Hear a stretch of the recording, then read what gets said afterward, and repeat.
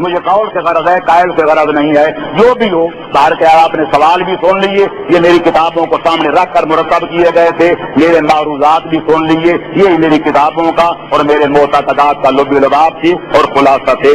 صلوات پڑھیں محمد و اہل بیت محمد پر۔ بس ختم ہو گیا، لیکن چونکہ یہ سوال اگر آج اس کا میں جواب نہ دوں تو یہ بالکل انہی سوالوں کے ساتھ مربوط ہے۔ 1-2 منٹ کی اجازت چاہوں گا، باقی سارے انشاءاللہ کل۔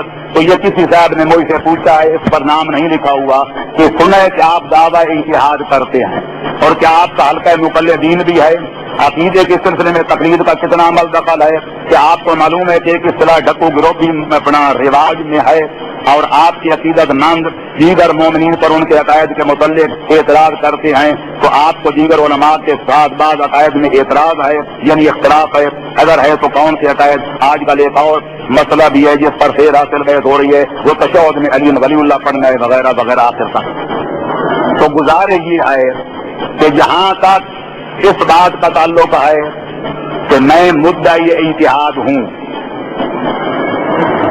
اس میں کوئی شک نہیں ہے، کوئی شبہ نہیں ہے کہ میں مدعی ہوں اور اپنے دعوے کے ساتھ اپنے آپ کو مجتہد جانتا ہوں۔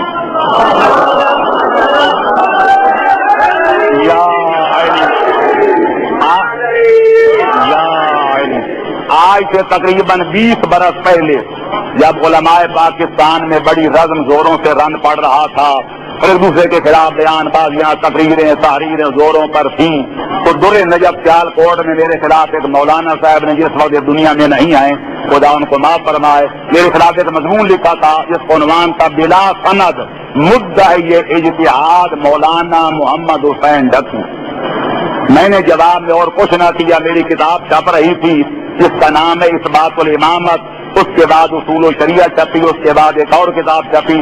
تو میں نے اپنے وہ اسناد جو علماء عراق نے، جو نجف اور کربلا اور کاظمین اور سامرہ کے اس دور کی، آج سے 35 سال پہلے کی بات کر رہا ہوں، جن عالم نے، مجتہدین کرام نے اور مراجع تقلید شیعان جہان نے اس گناہگار کو اتحاد کے سندیں عطا کی تھی، میں نے ان کے فوٹو سدیر شائع کر دیے۔ پھر مولانا کو ایسا سانپ سونگ گیا تھا کہ جب تک زندہ ہے پھر میرے اتحاد پہ کبھی اعتراض نہیں کیا تھا۔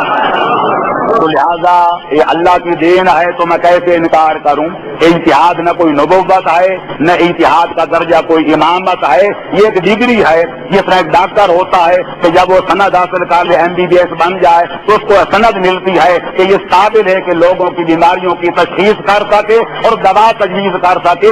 اتحاد بھی ایک ملکہ ہے کہ جب خدا کسی کو عطا کر دیتا ہے تو اس قابل بن جاتا ہے کہ خدا کے قرآن کو اور 14 کے فرمان کو سامنے رکھ کر اس کے احکام استنباط کر سکے اور آپ عمل کر سکے، دوسروں کو حق و حقیقت بتا سکے۔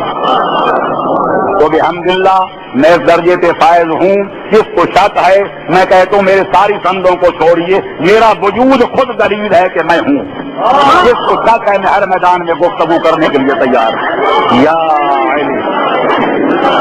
جناب امیر نے فرمایا تھا ان الفتح من یقول ہا انا ذا لیس الفتح من یقول کان ابی، مرد وہ ہوتا ہے جو میدان میں کہے میں موجود ہوں، اس کو کبھی مرد نہ کہنا جو کہے میرا بابا ایسا تھا، میرا دادا ایسا تھا۔ جس کو شک ہے میرے ساتھ گفتگو کر لے، دنیا دیکھ لے گی، پانی کا پانی اور دودھ کا دودھ ہو جائے گا۔ میرا رسالہ عملیہ 2 جلدوں میں چھپا ہوا ہے، پہلی ایڈیشن ختم ہو چکا، دوبارہ بڑے اضافوں کے ساتھ چھپ رہا ہے، کتابت مکمل ہو گئی ہے۔ اس کا نام ہے قوانین الشریعہ فی فقہ الجعفریہ، کہ الحمدللہ آپ دوسرے مجتہدین کرام کے فتاووں کی کتابوں کے ساتھ میری کتاب کو بھی رکھیں، اس کا مطالعہ کریں، یہ نہ دیکھیں کہ لکھنے والا یہ گناہگار ہے جو پاکستان میں پیدا ہوا، کہ پاکستان میں لوگوں کی گالیاں کھا رہا ہے۔ کتاب کو من حیث الکتاب دیکھنا، پھر خود موازنہ کرتے رہنا کہ زمانہ حاضرہ کے تقاضوں کو کون سی کتاب پورا کرتی ہے۔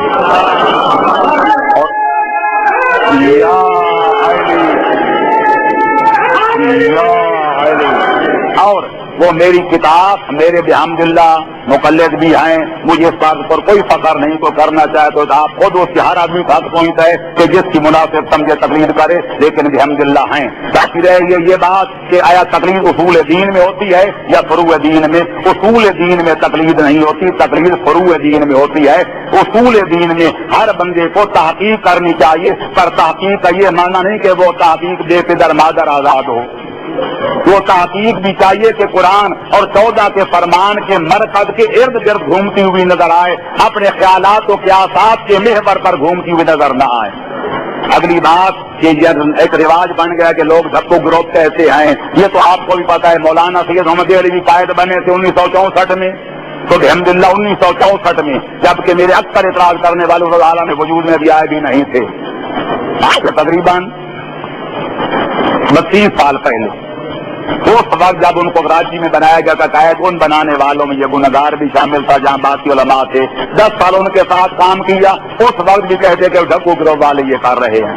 اس کے بعد مفتی جعفر حسین اللہ مقام ہو بنے، روز اول سے لے کر آخر تک ان کا ساتھ نبھایا، لوگ ان کو بھی ڈھکو گروہ کا قائد کہتے تھے، حتیٰ کہ جب یہاں نے گھراؤ کیا تھا اور ساری قوم ان کا ساتھ دیا تھا، وہ مر گئے، ہم نے مرنا ہے۔ مولانا مفتی نے کہا تھا کہ مولانا محمد حسین جس قوم کو لوگ ڈھکوازم کہتے تھے، آج قوم نے فیصلہ کر دیا کہ مذہب شیعہ خود یہی ہے اور قائد مذہب شیعہ کا یہی مفتی جعفر حسین ہے۔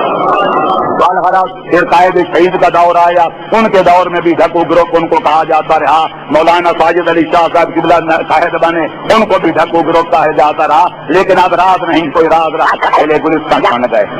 یہ باتیں ہیں تنابز بالالقاب، برے لفظوں کے ساتھ کسی کو یاد کرنا، ورنہ ڈھکو گروپ ڈھکو ازم کے نام کی کوئی چیز نہیں ہے۔ میرا دعویٰ ہے اور جب تک میرے جسم میں جان ہے میں اپنے دعوے پہ برقرار رہوں گا کہ میں نے اپنی تقریروں میں اپنی تحریروں میں ایک لفظ ایسا نہیں کہا جو اللہ کے قرآن میں نہ ہو اور 14 کے فرمان میں نہ ہو اور 1400 سال کے شیعہ علماء اور مجتہدین کے کلام میں نہ ہو۔